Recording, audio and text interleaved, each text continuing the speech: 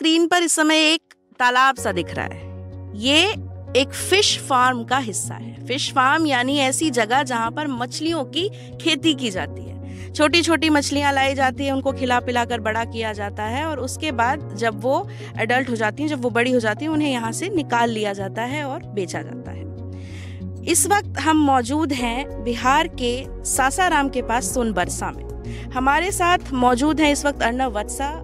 हम साल 2004 में एक फिल्म आई थी जिसका नाम था स्वदेश। स्वदेश में शाहरुख खान ने मोहन भार्गव नाम के एक व्यक्ति का किरदार निभाया था जो बाहर विदेश में काम कर रहा होता है। उसके बाद जब वो अपने देश वापस आता है, अपने गांव लौटता है, तो उसे यहीं से प्यार हो जाता है। उसे लगता है कि उसे यहीं रहना चाहिए। अर्नव की कहानी बिल्कुल वैसी तो नहीं, लेकिन कुछ कुछ वैसी ही है।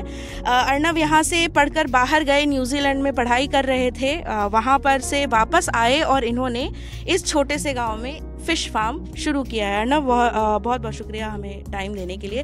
थोड़ा सा अपने बारे में बताइए, आप कैसे गए न्यूजीलैंड, उससे पहले कहाँ से पढ़ रहे थे, कहाँ से हैं आप, बेसिकली क्या क्या है, थोड़ा सा बताइए हमारे दर्शकों को। मैं बेसिकली इसी गांव से हूँ, सोनबरसा से। जो भी मेरे माता पिता थे यहीं पे थे। इसके बाद मैं 2004 में यहाँ से निकल गया। मैंने स्कूलिंग अपनी सारी बनारस से की। बनारस से करने के बाद फिर मैं बीटेक करने के लिए VIT वेल्लोर चला गया। वहाँ से मैंने बीटेक मैकेनिकल किया। मैकेनिकल में इंजीनियरिंग करने के बाद कुछ कंपनियों में मैंने चेन्नई में और बेंगलोर में और हैदराबाद में, इन 3 जगहों पे मैंने 2-2.5 साल तक काम किया। 2-2.5 साल तक काम करने के बाद मैं वापस आया अपने गाँव। मैं वहाँ पे जॉब से मैं खुश नहीं था। जॉब सेटिस्फैक्शन जो वर्ड कहते हैं वो वही चीज़ मुझे भी कीड़ा कर रही थी। और आई वॉज नॉट हैप्पी कि मतलब लोग वहाँ पे थोड़ा सा बॉस के अंडर में काम करना मुझे पसंद नहीं आ रहा था। सिंपल सा बात है। उसके बाद मैं जब वहाँ से बेसिकली रॉकेट सिंह के रणबीर कपूर जैसा फील कर रहा था। हो सकता है हो सकता है, आप बोल सकते हैं इसको। बट वहाँ से मैं फिर सडनली आया, तो मैं यहाँ पे जॉब वॉब छोड़ के मैं यहाँ पे आया और अपने पेरेंट्स को बताया कि मैंने जॉब छोड़ दिया। छोड़ने के पहले नहीं बताया, यहाँ पे आने के बाद। उनका क्या रिएक्शन था? मतलब एवरीबडी वाज शॉक, मतलब सब शॉक में थे कि ये क्या हो गया, ऐसा क्यों किया तुमने। मैंने बोला कि मुझे अच्छा नहीं लगा, नहीं किया। सिंपल सा था मेरा, मैंने ऐसा कुछ कोई प्रेशर नहीं था मेरे ऊपर। फिर मेरे पेरेंट्स भी उस चीज़ को धीरे धीरे एडजस्ट कर गए। एडजस्ट करने के बाद उन्होंने बोला कि ठीक है चलो। यहाँ पे आया, मैं कुछ टाइम रहा। फिर मेरा एक राइस मिल भी है छोटा सा, तो उसमें मैंने कुछ दिन काम किया। काम करने के बाद उसको मैंने रन कराया। मुझे मज़ा नहीं आया। तो मैंने फिर पापा से बोला कि मैं कहीं बाहर कुछ मास्टर्स करना चाहता हूँ। तो ही वॉज वेरी हैप्पी। उन्होंने बोला कि ठीक है, बहुत खुश हुए वो। तो अच्छा चलो, बच्चा पढ़ना चाहता है, फिर जाएगा यहाँ से, इसको भगा देते हैं। फिर मैंने मास्टर्स किया। मास्टर्स के लिए मैंने अप्लाई किया, तो यूनिवर्सिटी ऑफ ऑकलैंड से मुझे कॉल आ गया। मैकेनिकल में मैंने वहाँ पे किया, 1 साल का कोर्स था। उसके बाद वहाँ भी जाने के बाद जब पढ़ाई का फेज था तो ठीक था, बट जब मैं जॉब में गया, 1 साल तक जॉब कर रहा था, तो मुझे बहुत मज़ा नहीं आ रहा था। मतलब थोड़ा सा मुझे ऐसा फील हो रहा था कि मैं पेरेंट्स से कट ना जाऊँ, या फिर मैं जैसे मैंने ये भी देखा है कि बाहर जाते हैं जो लोग, उनका साल में 1 बार या 2 बार आना होता है। बट मेरे को गाँव से थोड़ा सा लगाव था। मैं रहा नहीं हूँ, बट मुझे इंटरेस्ट था हमेशा आने का, जाने का। तो मुझे ऐसा लग रहा था कि कहीं कट ना जाऊँ। फिर पेरेंट्स, क्योंकि मैं पेरेंट्स को लेके जा नहीं सकता था, वो बहुत डिफिकल्ट प्रोसेस हो जाता। तो मैंने सोचा मैं ही चलाता हूँ। तो मैं यहाँ पोल्ट्री के लिए आया, पोल्ट्री कर रहा। किस साल की बात है ये अराउंड? ये 2018 की बात है। हाँ, 2 साल पहले मैं आया 2018। मैं पोल्ट्री के लिए आया था। पोल्ट्री के लिए सोच रहा था यहाँ पे, यानी अंडे, चिकन वगैरह। अंडे, चिकन, एग्जैक्टली। तो मैं चिकन के लिए आया था, अंडे के लिए भी नहीं, बस चिकन के लिए। जो ब्रॉयलर फार्म्स होते हैं वो सेटअप करने के लिए मैं आया था यहाँ पे। तो मैंने वो जो पीछे का लैंड है, आप एक बार पीछे घुमा के दिखा सकते हैं, जो पीछे का लैंड फिलअप किया हुआ है, वो पूरा मैंने उसी के लिए किया था कि मैं यहाँ पे फार्म बनाऊंगा 20,000 बर्ड्स का, चिकन के लिए, नॉट फॉर अंडा। ठीक है। तो फिर यहाँ आया तो ये मैंने तालाब खुदवाए थे ताकि वहाँ पे मिट्टी डलवा सकूँ। यहाँ पे आया तो फिर मैं 2 लोगों के कांटेक्ट में आया फिशरीज से। एक तो बीर बहादुर सिंह है जो मुझे फीड प्रोवाइड करते हैं, और एक फारूकी सर हैं जो कि डिप्टी डायरेक्टर हैं फिशरीज डिपार्टमेंट इन बिहार। अच्छा। तो वो काफ़ी इम्प्रेस थे मेरे आने के वजह से। तो उन्होंने मुझे काफ़ी इन्फ्लुएंस किया, दोनों लोगों ने। और मछली के में आइए। तो मैं यहाँ पे आया, इन्फ्लुएंस होने के बाद मैं थोड़ा सा करने लगा। तो फर्स्ट कल्चर जो मैंने पहला अपना मछली निकाला था, तो उस टाइम मुझे समझ में आया कि इसमें इन्वेस्टमेंट कम है, रिटर्न अच्छा है अगर आप चिकन से कंपेयर करते हैं तो लास्टली मैंने डिसाइड किया कि मैं इसी को क्यों ना एक्सपैंड करूं, इसी के बारे में क्यों ना सोचूं। तो ये जो आप पूरा लैंड है ये आपका अपना है, जिस पर आपने 14 तालाब बनवा रखे हैं, आपने बताया। तो ये पूरा प्रोसेस कैसे होता है, थोड़ा सा ये समझाइए, और फिर उसके बाद आगे बात करते हैं कि इसमें पहला पैसा कितना है? पैसा कितना है? पैसा सबसे ज्यादा पैसा जरूरी है, एकदम जरूरी है। तो पहले ये बता दीजिए कि ये सब पूरा काम होता कैसे है, उसके बाद फिर हम आगे बढ़ते हैं। तो क्या न्यूजीलैंड जाकर के भी भूले नहीं है हम कहें तो अभी हम भोजपुरी में चालू हो जाए। अरे बोलिए, अपनी भाषा में इंसान बात नहीं करेगा तो कैसे करेगा? एकदम, लेकिन हम चाहते हैं कि बाकी लोगों को भी समझ में आए जो देख रहे हैं। भोजपुरी सबको समझ आती है, कैसी बात कर रहे हैं? भोजपुरी के गाने हर जगह पे, उनके बिना शादी कंप्लीट नहीं होती है। आप कैसी बात कर रहे हैं? भोजपुरी तो लोग समझ ही जाते हैं। आप बोलिए। तो मेरा पहला स्टेप क्या होता है, जब छोटे बच्चे होते हैं जो कि 1 से 2 ग्राम के होते हैं, तो वो कलकत्ता, मछलियों के बच्चे राइट, तो वो कलकत्ता से डायरेक्ट आते हैं। मैं उनको एक छोटे से तालाब में कैसे भेजते हैं कलकत्ता से? वो लोग काय में भर के भेजते हैं? हाँ, जैसे पीछे गाड़ी लगी हुई है, उस गाड़ी में क्या होता है कि गाड़ी में पूरा टैंक बनाया जाता है। टैंक में पानी भर के तो उसमें मछलियों को डाल दिया जाता है और वो उधर से पूरा पानी में एरेशन करते हुए आते हैं। एरेशन मतलब उसमें ऑक्सीजन घोलते हुए आते, तो ताकि मछलियों का सर्वाइवल ज्यादा मिले। तो वैसा हिलाते हुए आते हैं। वो 500 किलोमीटर तक मछलियाँ यहाँ चली आती हैं बहुत आराम से, कोई प्रॉब्लम नहीं होता उनको। सबसे कितना टाइम लगता है आने में वहाँ से? लगभग 10 से 12 घंटे। और काफी हाई डेंसिटी में आती हैं, तो वो भी वो मैनेज कर लेते हैं। तो यहाँ आने के बाद मैं उनको छोटे तालाब में रखता हूँ। छोटे तालाब में जब वो 10 ग्राम की हो जाती है, तो 10 ग्राम के बाद मैं फिर पॉइंट्स दिखाते हुए चलिए थोड़ा सा। फिर हाँ बताइए। तो छोटे तालाब में मैं डालता हूँ, तो छोटे तालाब से फिर निकाल के मैं बड़े तालाब में ट्रांसफर करता हूँ। ये यहाँ पर मछलियों को चारा दिया जा रहा है? हाँ, ये मछली यहाँ पे चारा दिया जा रहा है। तो जरा इसका विजुअल आप दिखा सकते हैं? जो मछली है ये तिलापिया है। तिलापिया कौन सी मछली? तिलापिया मैं कैसे बताऊँ, तिलापिया ही इसको कहते हैं अंग्रेजी में। हाँ, ये जो मछली है ये तिलापिया है और दुनिया में सबसे ज्यादा खाई जाने वाली मछली ये है। बट हमारी बदकिस्मती है बिहार की और हमारे एरिया की, ये मछलियाँ पसंद नहीं की जाती है। लोग इसको क्यों? वो बोलते हैं कि ये एक लैनू टिक्का करके इधर लोकल लैंग्वेज में, या फिर कवई मछली तो सुना हुआ ना। हाँ, कवई, तो वो छोटी छोटी रह जाती है। बट ये जो है वो मोनोसेक्स तिलापिया है। मैं बाहर से सीड भी मंगाया उनका, छत्तीसगढ़ से मेरे पास सीड आया है। तो इस मछली का मैंने कल्चर अपने डिस्ट्रिक्ट में सबसे पहले बार स्टार्ट किया है और मैं इसका टेस्ट लगवाना चाहता हूँ लोगों को। जब पहली बार मैंने खिलाया था तो मैंने लोगों को फ्री में खिलाया था, ताकि उनको टेस्ट डेवलप हो। टेस्ट डेवलपमेंट भी तो एक इम्पॉर्टेंट चीज़ है, तभी तो वो बाकी आगे कर देंगे। अभी मैं 130-140 रुपए किलो बेच रहा हूँ। तो ये सीड आता है, तो मैं कहाँ पे था? सीड वाले में था, राइट? हाँ, सीड वहाँ कलकत्ता से आता है। छोटे पॉन्ड में डालते हैं, उसके बाद बड़े पॉन्ड में डालते हैं जब वो 10 ग्राम के हो जाते हैं। और वहाँ से जब वो 100 ग्राम के हो जाते हैं तो मैं सारे तालाब में ट्रांसफर कर देता हूँ। तो मेरा जो कल्चर पीरियड है वो तालाब में घट के लगभग 2.5 से 3 महीने आ जाता है। बट जनरली जो लोग करते हैं वो क्या करते हैं, कलकत्ता से डायरेक्ट सीड मंगा के तालाब में डाल देंगे। अच्छा। तो वो 6 महीने ले लेते हैं। हाँ, तो मैं ऐसे करके 3-3 महीने का 3 कल्चर तक 4 कल्चर भी कोशिश करता हूँ कि निकाल। मैं ये सोच रही हूँ कि रास्ता इतना पतला है और दोनों तरफ तालाब है। मेरी लुढ़कने की हिस्ट्री रही है काफी, तो मैं ये सोच रही हूँ अगर मैं गिर गई तो ये कितना गहरा तालाब होगा? इसकी गहराई ऑलमोस्ट 10 से 11 फीट होगी। मतलब डूब सकती हूँ मैं? अच्छा, नहीं, वो मेरा प्लान नहीं है। हाँ ठीक है, तो आगे बताइए। फिर वहाँ से आप मछली इस पॉन्ड में डाल देते हैं, उसके बाद यहाँ पे 2 महीने 2.5 महीने कल्चर होता है, 3 महीने। कल्चर क्या हो एग्जैक्टली? कल्चर का मतलब क्या है? आप इसको कहेंगे जब मछलियों को बच्चों से बड़ा करके बेच देते हैं। अच्छा, पूरे प्रोसेस को कल्चर कहते हैं। जैसे आप फार्मिंग कह लीजिए, तो जैसे छोटा बच्चा क्या बोलते, धान का बीज रोपे और पूरी बड़ी हुई तो उसको एक कल्चर कहेंगे। तो मछलियों में उसको कल्चर कहते हैं। तो इसको हम क्या बोलते हैं, 2.5 से 3 महीने में निकाल के मार्केट में भेज देते हैं। उसके बाद फिर मेरा नया ट्रांसफर आ गया। मार्केट में ये है कि अभी कंपटीशन काफ़ी टफ हो गया, काफ़ी लोग आ गए, लोगों को लगता है काफ़ी ल्यूक्रेटिव है, लेकिन मेहनत कितनी है ये लोग सब चीज़ें नहीं समझ। इस पर भी हम बात करेंगे। आप ये सामने जो मशीनें लगी हुई हैं तालाब में, ये किस काम आती हैं? जो ये चक्कर लगे हुए हैं सामने, ये एरेटर्स हैं। मैं आपको स्टार्ट कर देता हूँ, आप मुझे 1 मिनट का टाइम। हाँ बिल्कुल, आप करके बताइए, देखना चाहें। मैं थोड़ा संभल करके आपके पीछे चलते हुए आऊंगी, क्योंकि जैसा मैंने बताया कि लुढ़कने वाली हिस्ट्री जो है ना वो थोड़ी सी ऐसी रही है मेरी, तो मैं नहीं चाहती कि मैं गिर जाऊं यहाँ पे। हाँ, तो मैं थोड़ा संभल के आऊंगी। अच्छा, ये देसी जुगाड़ है। इसमें ये इस तरह की मशीनें हर फार्म पे लगती हैं। एरेशन तो करना ही पड़ेगा ना, उसके बिना तो।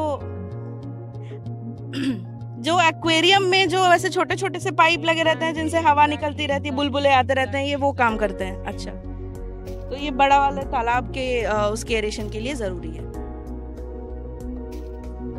आपको ये बिना किसी सेफ्टी के आप ये चला रहे हैं, आप सेफ नहीं है ये चीज। मतलब हाँ, ये तो बिल्कुल भी सेफ नहीं है। इसमें आप कहाँ से तार इधर उधर लगा करके आपने काम किया है पता नहीं है, लेकिन जी अच्छा। पानी को जितना ज्यादा तोड़ेगा हाँ पानी उतना बेटर होगा। हाँ। तो इसका ये है कि जितना पानी तोड़ेगा, जितना ज्यादा सरफेस एरिया पानी के एयर के कांटेक्ट में आएगा, उतना ज्यादा वो ऑक्सीजन लेके पानी में जाएगा। एग्जैक्टली। तो मछलियाँ बहुत कंफर्टेबल रहेंगी। जैसे अब जिस मछली को मैं करता हूँ वो कैटफिश प्रजाति की है। तो कैटफिश प्रजाति का एक ये नेचर होता है कि वो ऊपर आके सांस ले लेते हैं, वो नीचे उनको जरूरी रहना जरूरी नहीं है।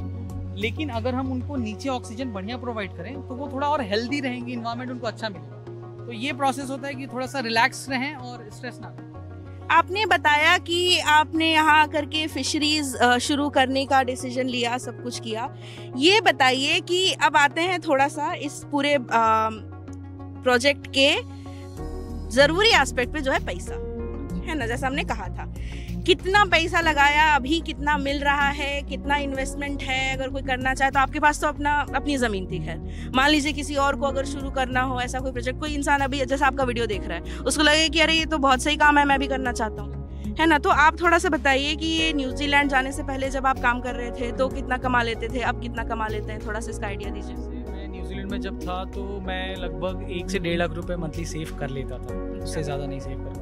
पर आप तो पढ़ रहे थे, तो आप साइड में पार्ट टाइम जॉब भी कर रहे थे आप? जैसे मैंने 1 साल पढ़ाई की है, वहाँ का मास्टर्स 1 साल का ही होता है। हाँ। उसके बाद मैंने 1 से 1.5 साल वहाँ जॉब भी किया है। तो जॉब के फेज में मैंने 1 से 1.5 लाख रुपए तक, हाँ। क्योंकि कॉस्टली है, सिटी बहुत कॉस्टली है वहाँ पे। Auckland is one of the cost, मतलब दुनिया का एक महंगे शहरों में से एक है, तो वहाँ बचता नहीं था कुछ ऑकलैंड में। तो मैं जब यहाँ आया तो जैसे पॉन्ड सेटअप करने के लिए, जैसे मेरा पॉन्ड है लगभग, अगर मैं 6 पॉन्ड्स की बात करूँ तो 6 पॉन्ड के एरिया का मेरा टोटल कंस्ट्रक्शन कॉस्ट आया था 7 लाख रुपए।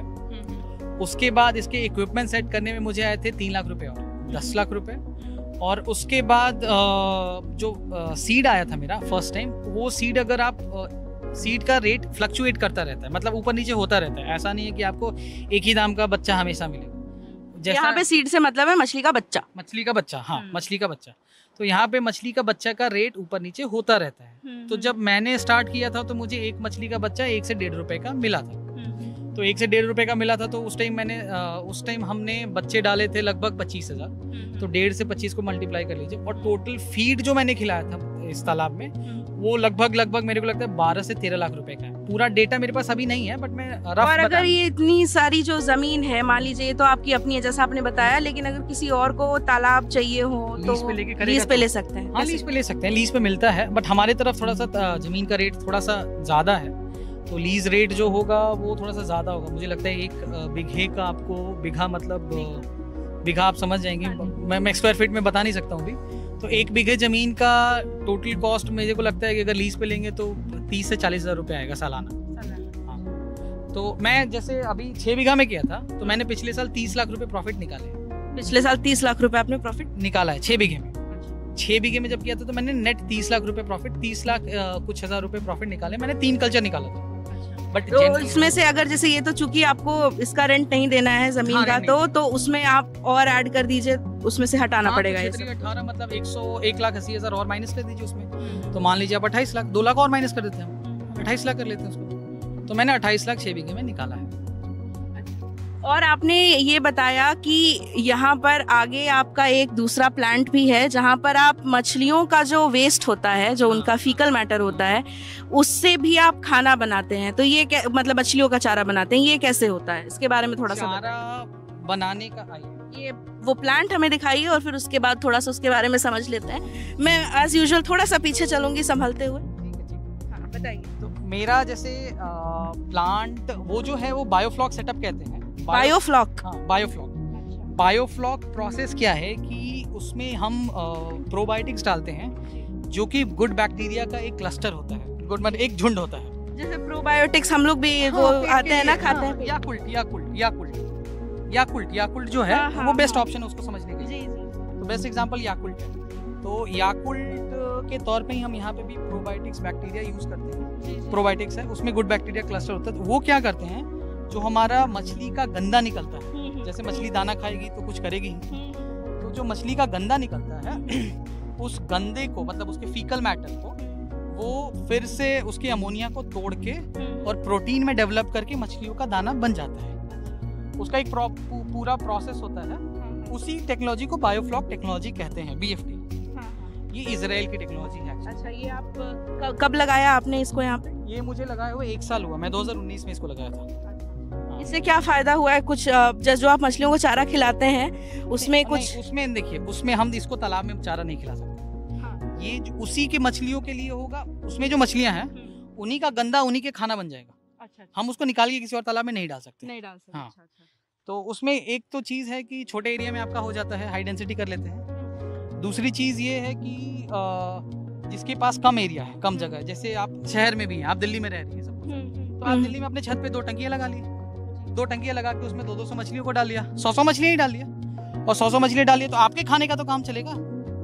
ऊपर से आप दाना डालिए उसको, और उसका जो गंदगी होगा वो। लेकिन अभी तक हमने बहुत अच्छा रिजल्ट नहीं पाया है, इसलिए मैं किसी को सजेस्ट नहीं करूँगा कि अभी आप कीजिए। तालाब जो है सबसे बढ़िया चीज़ है, तालाब अभी भी बेस्ट है आपके लिए। तो जैसा आपने बताया कि एक बारी का जो कॉस्ट है टोटल वो 6 बीघे में, जैसा आप बता रहे थे, 20-20 लाख के ऊपर चला गया था फर्स्ट टाइम कॉस्ट। उसके बाद हर साल कितना लगभग पैसा लगता है? हर साल के मतलब जैसे 6 बीघे में अगर आप लेके चले, 6 बीघा का मतलब हो गया 4 एकड़, तो 4 एकड़ का आप एरिया लेके चले तो उसमें आपको 15 से 16 लाख रुपए हर साल लगेंगे दाना और बच्चे में। मेरा रोटेशन ऐसा रहता है कि मेरे दोनों साइज के बच्चे एक साथ डेवलप होते रहते हैं। ऐसा नहीं है कि एक बार बच्चा स्टॉक कर दिया उसी को पहले दाना खिला के बड़ा कर, फिर उसके बाद उसको प्लांट के अंदर जा करके देख सकते हैं। तो इसलिए मेरा थोड़ा कॉस्ट ज़्यादा आता है, बट जनरली जो एक बार कल्चर करना चाहते हैं, जो एक बार मछली निकालना चाहते हैं साल में, तो फिर उनका प्रॉफिट भी तो कम होगा। लेकिन हाँ, ऑब्वियस सी बात है। हाँ, वो तो जनरल सी चीज़ है कि उनको प्रॉफिट कम हो जाए। तो अभी हम ये देखते हैं, लेकिन उसके बीच में पहले मेरा एक जैसे छोटा सा सवाल है, एकदम बेसिक जानकारी। जैसे मान लीजिए मेरा ही उदाहरण ले लेते हैं, अगर मान लीजिए मुझे एक फिश फार्म खोलना है, ठीक है, सबसे पहले कौन सी बेसिक कागज, कौन से बेसिक डिपार्टमेंट, सरकारी डिपार्टमेंट्स के पास जाना होगा, क्या करना होगा, इसके बारे में थोड़ा सा समझाइए। देखिए, आपको अगर अपना फार्म खोला तो आपको अपना जमीन अपने हिसाब से चयन करना होगा। सबसे पहली चीज, सबसे पहला स्टेप है जमीन चुनना। क्योंकि जमीन ऐसी होनी चाहिए ताकि आपका पानी बना रहे तालाब में, ठीक है।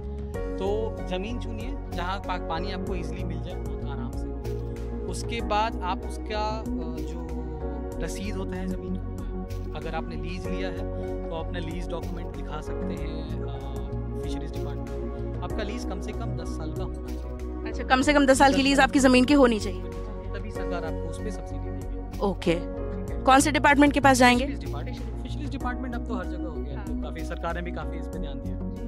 तो उसमें अगर आपके पास ज़मीन है तो आपकी अपनी ज़मीन है तो उसका रसीद निकालिए, और उसका एक लैंड पोजीशन सर्टिफिकेट, LPC जिसे कहते हैं, वो LPC निकलवा लीजिए। उसके बाद अपने फार्म का ये अपने एरिया का नक्शा होता है, हर एरिया का अपना एक नक्शा होता है जो सरकारी डिपार्टमेंट के पास होता है, वो निकलवा लीजिए, और उसके बाद उसको सबमिट कर दीजिए, और वहाँ पे जाके आप बता दीजिए कि हमको तालाब बनवाना है। तो उसके बाद आपको वो वर्क ऑर्डर देंगे फिशरीज डिपार्टमेंट। हर जिले में, बिहार में हर जिले में फिशरीज डिपार्टमेंट है, तो वहाँ के फिशरीज डिपार्टमेंट में जाके वहाँ पे आप जो डिस्ट्रिक्ट, दूसरे भी राज्यों में होगा ही, ऐसा तो है नहीं। हम अच्छा, ठीक है, होना ही चाहिए, ऐसा तो होना ही चाहिए, क्योंकि फिशरीज पे हर जगह ध्यान है। क्योंकि हमारी वीडियो हर जगह के हमारे दर्शक देखते हैं ना, इसलिए हर जगह होगा फिशरीज डिपार्टमेंट। तो आप वहाँ जाके अपना बिहार का मैं ये प्रोसेस बता रहा हूँ, बाकी स्टेट्स का प्रोसेस हमें पता नहीं है, तो ऐसा करके आप वहाँ पे दे सकते हैं, और आपको 40% सब्सिडी सरकार की तरफ से मिल जाएगी।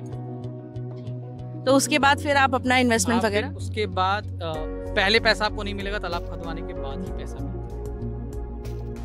तालाब बनवाने के बाद ही आपको जो सब्सिडी मिलेगी। सब्सिडी कितना, लमसम अमाउंट कितना होता होगा कुछ? 1 हेक्टेयर का प्रोजेक्ट हमारे यहाँ पे 7 लाख रुपए का, उसका 40% हमको मिलता है।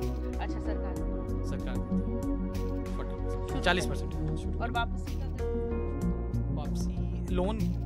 लोन तो आप बैंक से ले सकती है, सरकार लोन नहीं देती। बैंक से आप बात कीजिए तो अगर बैंक आपको कर दे फाइनेंशियली, मतलब आपको अगर लोन कर दे तो ठीक है। हमारे यहाँ बस कृषि में लोन बहुत नहीं है, इसलिए हम कुछ नहीं, क्योंकि हमारे यहाँ किसानों ने भी गड़बड़ी की है, कृषि लोन तो देते नहीं है। मतलब किसानों ने भी गड़बड़ी की है लोन को लेकर के? अच्छा, आपकी जानकारी में ऐसे मामले हुए हैं? मैं ये नहीं कहूँगा, टाइम पे पेमेंट करते रहेंगे, अगर उसको रखेंगे नहीं, क्योंकि बहुत सारे कृषि जो केसीसी वो 10-10 साल तक अभी तक लटके हुए अगर बैंक का रिकॉर्ड निकालेंगे। ये फैक्ट है, ये सच्चाई है, इसलिए मैं ललन टॉप पे बता रहा हूँ। ये इसमें एक बार ये बायोफ्लॉक वाला दिखला दीजिए कि इसमें कहाँ से क्या डालते हैं, मछलियों का क्या सीन है अंदर से। जैसे इसमें प्रोबायोटिक्स पहले से मिक्स किया हुआ है। मैं दाना मंगवाता हूँ, थोड़ा सा दाना लाइए, मैं आपको दाना मंगाता हूँ, वहाँ प्रोबायोटिक्स भी लिया। एक सेकंड, थोड़ा प्रोबायोटिक्स का डब्बा लिया। हाउ डब्बा ललका। हाँ ले आवा। ये जो प्रोबायोटिक है इसमें आप मिक्स करते हैं? हाँ, ये प्रोबायोटिक्स है। ये तालाब में भी मैं डालता हूँ और कभी कभी इसमें भी डालता हूँ। इसी में गुड बैक्टीरिया का एक सोल्यूशन है, बैक्टीरिया का, जो कि इसकी गंदगी को, इसके फीकल मैटर को उसके दाने में बना देता है, उसके खाने के लिए बना देता है। ठीक है, तो अभी मैं आपको दाना डाल के दिखाता हूँ। इधर आइए। आप यहाँ से जब गए बिहार से बाहर पढ़ाई करने के लिए, जब आपने घर पे बताया, तब किसकी सरकार थी बिहार में? तब नीतीश कुमार की सरकार। तब नीतीश कुमार की। अभी आप वापस आ गए, इतने साल से काम कर रहे हैं, तब भी नीतीश कुमार की ही सरकार है। पहले में और अभी में कुछ डिफरेंस लग रहा है? बहुत डिफरेंस है। क्या डिफरेंस है, बताइए थोड़ा सा। मैं जब यहाँ से गया था तो 2 साल पहले गया था, उस टाइम तक काफ़ी चेंज हो चुका था। मैं अगर और पहले से कंपेयर करूँ लालू प्रसाद यादव की सरकार से और नीतीश कुमार जी की सरकार से, तो मुझे ऐसा लगता है कि बिजली और रोड, दो ऐसी जो बहुत ज़रूरी चीज़ है, वो मेरे लिए भी और बाकी किसी के लिए भी, मैं भी अपना फार्म चला रहा हूँ तो मुझे वो फील होता है कि बिजली और रोड जो सबसे बेसिक ज़रूरतें थी वो ऑलमोस्ट 95% पूरी हो गई हैं। ये आपको लगता है ऐसा? हो रहा है, लगता नहीं है मेरे पास। अच्छा, मेरे पास बिजली और सड़क है। तो वो चीज़ है। उसके बाद अभी सरकार, जैसे पिछले साल 2 सालों से मैं अगर ऐसा कहूँ तो फिशरीज़ पे काफ़ी ध्यान दिया है। मैं अपने सेक्टर की ही बात कर लेता हूँ जिसमें मैं कार्यरत हूँ, मैं जो काम करूँ, तो सरकार ने काफ़ी ध्यान दिया है। बहुत सारी स्कीम्स लाई हैं सरकार प्रोत्साहित करने के लिए। हाँ, मेरी सरकार से एक और गुजारिश है, अगर नीतीश कुमार जी या कोई भी उनके पार्टी का कोई ऐसा बंदा देख रहा है, तो एक चीज़ ये गुजारिश है कि वो हमारी जो मछली है रोहतास जिले की, अभी हमारा जो ज़िला है वो पूरे बिहार में सबसे ज़्यादा पंगेशियस प्रोड्यूस कर रहा है। पंगेशियस एक जो वैरायटी हम सब लोग करते हैं जिसको प्यासी कहते हैं और दिल्ली में बासा कहते हैं उसको। अगर उस मछली का अच्छा मार्केट पकड़ लिया जाए, मार्केट एज इन, अभी धीरे धीरे क्या हो रहा है कि एक सैचुरेशन, एक ऐसे पॉइंट आ रहा है जहाँ पे प्रोडक्शन और बिक्री दोनों लगभग बराबर आ गए। तो मतलब वहाँ पे वो अपने मनमाने हिसाब से दाम लेते हैं। हमें अच्छा रेट नहीं मिलता है मछलियों का, जो हम मछली अपने तालाब से निकालते हैं। तो उस पर थोड़ा सा फोकस रहे तो एक चीज़ एक इम्पॉर्टेंट है, क्योंकि सरकार ने बहुत सारा पैसा खर्च किया है फिशरीज़ में भी, मत्स्य पालन पे। तो ये एक चीज़ है। दूसरी और एक चीज़ और कर सकते हैं कि हमारे पास ये जो IB फीड हम खिलाते हैं, ये हमारे पास छत्तीसगढ़ से आता है, राजनंद गाँव से। वहाँ से ही क्यों मंगवाते हैं छत्तीसगढ़ के उस गाँव से? क्योंकि इसका FCR अच्छा आता है। FCR जो होता है feed conversion ratio. Feed conversion ratio का मतलब अगर हमें 1 किलो मछली पैदा करनी है तो हमें कितना किलो दाना खिलाना होगा। अच्छा। तो इसमें हम 1 किलो 400 ग्राम दाना खिलाते हैं तो 1 किलो मछली हमारी तैयार हो जाती है। बाकी सब कंपनियों के जो दाने हैं उसमें हमको 1 किलो 600 ग्राम, 1 किलो 700 ग्राम दाना खिलाना पड़ता है, तो 1 किलो तैयार होती है। तो आप ये चाहते हैं कि इस पे भी थोड़ा काम हो, कि यहीं पर प्लांट वगैरह लग जाए, यहीं पे प्रोडक्शन हो जाए, ऐसा कुछ? हाँ, हम जैसे हम मछलियाँ पैदा कर रहे हैं, सब कुछ हो रहा है, बट हमारा मार्केट भी तो अच्छा मिलना चाहिए। तो ये कहाँ भेजते हैं आप ये मछलियाँ? हमारा तो लोकल मार्केट में ही खप जाता है अभी, लोकल मार्केट में खप जाता है। लेकिन एक पॉइंट ऐसा आ रहा है कि लोकल मार्केट में भी एक सैचुरेशन आ रहा है, मतलब वहाँ पे अब डिमांड धीरे धीरे कम हो रही है। ये आप दाना, हाँ, दाना डाल करके आप दिखाने का कह रहे थे। ठीक बताता हूँ। हो गई। फीड कन्वर्जन रेशियो का आप जो बता रहे थे, और इसमें प्लांट लगाने की, और आपके लोकल बाजार में ही खप जाता है सब कुछ। बाहर भेजने के लिए अगर आपको करना हो तो क्या उपाय है? इसको देखिए, हम बाई प्रोडक्ट्स के बना सकते हैं। बाई प्रोडक्ट्स के तौर पे फिश के कटलेट बन जाए, फिश के छोटे छोटे क्यूब्स बन जाए, फिश के आप बाई प्रोडक्ट्स में जैसे उसके स्किन निकाल के कुछ और बना लें, उसकी हड्डियाँ निकाल के कुछ और बना लें। उसको वो चीज़ें अगर हम अच्छे से मार्केट में कंज्यूम करा लें, अगर हम उसको, क्योंकि वो प्रोसेस करके हम पैकेजिंग कर सकते हैं तो वो थोड़े लंबे ड्यूरेशन तक टिक सकती है चीज़ें। तो वैसा अगर हम कर ले तो ठीक रहेगा। तो हमारे लिए क्या होगा कि हमारा मछली एक बार में निकल जाएगा, बहुत सारी मछलियाँ निकल जाएंगी और अच्छा रेट हमको मिल जाएगा। ये दाना लेकर के आए हैं, ये मछली, ये इन मछलियों की उम्र क्या होगी? इन मछलियों की उम्र लगभग 2 से ढाई महीने होगी। और जब आपको ट्रांसफर करना होता है इन मछलियों को, तो आप कहाँ करते हैं या यहीं से निकाल लेते हैं? यहीं से निकाल लेते हैं। ये मेरा एक एक्सपेरिमेंट चल रहा है। जी जी। मैं बायोफ्लॉक में अभी तक पालन नहीं किया हूँ। मैं छोटे बच्चे का भी काम करता हूँ। मछलियों के बच्चे भी यहाँ पे किसानों को अगर कम रेट में और बढ़िया मुहैया हो जाए, जितना ज़्यादा से ज़्यादा सर्वाइवल मिल जाए, तो मैं क्या करता हूँ, बंगाल से बच्चे मंगा के यहाँ पे सेट कर लेता हूँ, यहाँ के इन्वायरमेंट, यहाँ के टेम्परेचर में, और उसके बाद यहाँ से फिर बाकी किसानों को देता हूँ 3-4 दिन के बाद, तो ट्रीटमेंट करके। तो ये सामने जो वो लगा हुआ है पाइप साहब, वो क्या है? वो एरेशन सिस्टम है। अच्छा, वो भी एरेशन सिस्टम है। थोड़ा चालू कर दिया, देखिए अभी आपको चालू हो गया एरेशन सिस्टम। ना पानी रहे, पानी भी चालू करवा दो, पानी भी चालू कर दो। ये देखिए अभी नीचे से नीचे बबल बनने लगे। हाँ, वहाँ बीच में बबल्स बन रहे हैं। क्योंकि हमारा कन्फाइंड एरिया है, बहुत छोटा सा एरिया है, और इसमें मछली का क्वांटिटी ज़्यादा है, तो ऑक्सीजन का शॉर्टेज होना बहुत नॉर्मल सी चीज़ है। तो मछलियाँ मर जाएंगी। तो हमको यहाँ पे हमेशा मतलब 10 घंटे, 12 घंटे, 15 घंटे, 20-20 घंटे तक इसको चलाना पड़ता है। बिजली का बिल वगैरह ये सब में कितना पड़ जाता है आपका महीने का? महीने का मैं लगभग 5 से 6 हज़ार रुपये देता हूँ। 5 से 6 हज़ार पूरे सिस्टम का। और ये पानी चलाया जा रहा है? पानी जैसे थोड़ा सा पानी चेंज भी करना पड़ता है हर 10 दिन पे, 12 दिन पे, 15 दिन पे। ये देखिए यहाँ पे मेरा पानी, थोड़ा सा साइड रहिएगा, ये हमारा पानी ड्रेन हो रहा है बाहर, अंदर से नीचे का गंदा का पानी आ रहा है। हमारा जो टैंक बना हुआ है उसका स्लोप ऐसे, तो सेंटर में वो आके सब जमा हो जाता है, तो यहाँ से हम गंदा पानी निकाल देते हैं। तो हमें हर 10 दिन पे, 15 दिन पे गंदा पानी निकालना रहता है, और थोड़ा सा फ्रेश पानी भर देते हैं ताकि पानी का क्वालिटी भी थोड़ा बना रहे। तो आगे इसको आप एक्सपैंड करके और क्या क्या करना चाहेंगे? जैसा आपने बोला कि मछलियों के और दूसरे प्रोडक्ट्स बनाए जा सकते हैं। हाँ। और अभी आपके पास 14 तालाब हैं, इसके बाद क्या करेंगे आप? मेरा यही टारगेट है कि अभी मैं फिश प्रोसेसिंग की तरफ भी थोड़ा सा फोकस करूँ। प्रोसेसिंग इसलिए कि हमारे पास प्रोडक्शन बहुत ज़्यादा हो गया है। मैं अकेला नहीं हूँ, मेरे अलावा और भी बहुत सारे ऐसे किसान हैं जो प्रोडक्शन कर रहे हैं। हम आसपास के कौन से गांवों में सबसे ज़्यादा प्रोडक्शन होता है यहाँ के अलावा? यहाँ के अलावा आपको हो गया हथनी हो गया, बराव हो गया, हथनी बराव 2 हो गए, और रोपाता, ये 3 जो गांव है वहाँ पे मैक्सिमम, क्योंकि हर किसी के पास वहाँ पे तालाब है छोटे छोटे। तो यही जो आप लाइट की बात कर रही थी, अगर यही मुझे यहाँ पे 20 घंटे इस एरेशन सिस्टम चलाने की जरूरत पड़ती है, तो मुझे बिजली मिल रही है 24 घंटे, 23 घंटे, तभी तो मैं करवा रहा हूँ। तो मुझे बहुत, मैं जब आया था न्यूजीलैंड से तो बड़ा, क्योंकि बिहार का एक पहले तो बहुत खराब छवि थी, आप भी जानते हैं, अभी चेंज हो रहा है। अच्छा, आपको लगता है चेंज हो रही है बिहार की छवि? चेंज हो गई है काफी चेंज। अच्छा, एक एग्जांपल कोई ऐसा? एक एग्जांपल किस टाइप का एग्जांपल? जैसे आप कह रहे हैं कि छवि बदली है। हाँ, बिहार की। तो आप बाहर भी रहे हैं। पहले लोग सोचते थे कि बिहार में घुसेंगे तो हमें बस उबड़ खाबड़ ही चलना होगा। अब तो आप भी आई हैं दिल्ली से, आपको भी देख के लग रहा होगा उबड़ खाबड़ में चलना पड़ा। नहीं, मैं तो यहीं से हूँ, तो मेरा तो नहीं, आप आई हैं ना दिल्ली से, मैं ये कह रहा हूँ, तो अभी उबड़ खाबड़ तो आपको नहीं चलना पड़ा।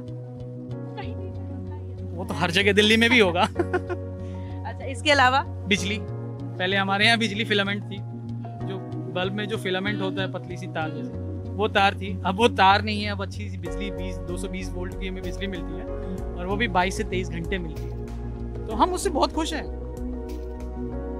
क्योंकि मेरे काम को करने के लिए मुझे रोड और बिजली ही सबसे इम्पोर्टेंट चीज थी। वो मिल गया मुझे, तो बाकी चीजों के बारे में सोच सकता हूँ ना। और रोजगार आप अपना खुद का ही कर रहे हैं? तो आप खुद का रोजगार कर रहे हैं। मैंने 10 लोगों को एम्प्लॉय भी किया। कितने लोग हैं आपके यहाँ नौकरी करने वाले? 10 से 12 लोग इन पूरे 14 तालाबों में। और एक अगर सिंगल तालाब पे अगर कोई काम कराना चाहे तो उसे कितने लोगों को हायर करना पड़ेगा? 1 से 2 लोगों को, एक लोग ही हायर करे तो काम हो। कितना पैसा देते हैं आप इन लोगों को महीने का? उनको महीने का 6 से 7 हज़ार रुपए देता हूँ पर पर्सन। खाना पीना और 6 से 7 हज़ार रुपए और रहना। ये इसी गाँव के लोग हैं? हाँ, आसपास के, ये बगल वाले गाँव के हैं, कुछ मेरे गाँव के हैं, और कुछ बगल वाले गाँव के हैं। मतलब 2 किलोमीटर 3 किलोमीटर के अंदर है सारे। दिन में कितने घंटे काम कर लेते हैं लोग? ये सुबह मेरे को लगता है कि आपको 8 बजे के आसपास आते हैं, और फीडिंग से चालू करते हैं, बीच में फिर बैठते हैं अपना आके यहाँ पे आराम करेंगे, फिर थोड़ा देर और काम करेंगे, फिर शाम को काम करेंगे। मतलब कुल मिला के 10 से 11 घंटे का काम रहता है। उसमें बीच में 2-3 घंटे का आराम भी रहता है, बैठे रहते हैं। काम नहीं है तो आप जबरदस्ती काम नहीं करा सकते ना, बट हमें आदमी रेगुलर चाहिए। ये है अर्नव वत्सा, ये बिहार के सासाराम से हैं। इस वक्त हम लोग सोनबरसा में हैं। अर्नव न्यूजीलैंड गए पढ़ाई करने के लिए, घर वालों से कहा कि मैं पढ़ना चाहता हूँ, लिखना चाहता हूँ। घर वालों ने कहा जाओ। वहाँ पे गए पढ़ने के लिए, उन्होंने नौकरी भी की लेकिन उनका मन नहीं लगा। वापस आ गए और इन्होंने खोला मछलियों का फार्म, जहाँ पर अब ये मछलियों की खेती करते हैं, जैसा हमने आपको दिखाया। और किस तरह की टेक्निकलिटीज़ होती हैं, कौन कौन सी कागज़ लगते हैं, कहाँ कहाँ पे अप्लाई करना होता है, पूरा खर्चा क्या है, ये सारी चीज़ें आपने देखी। इसी तरह की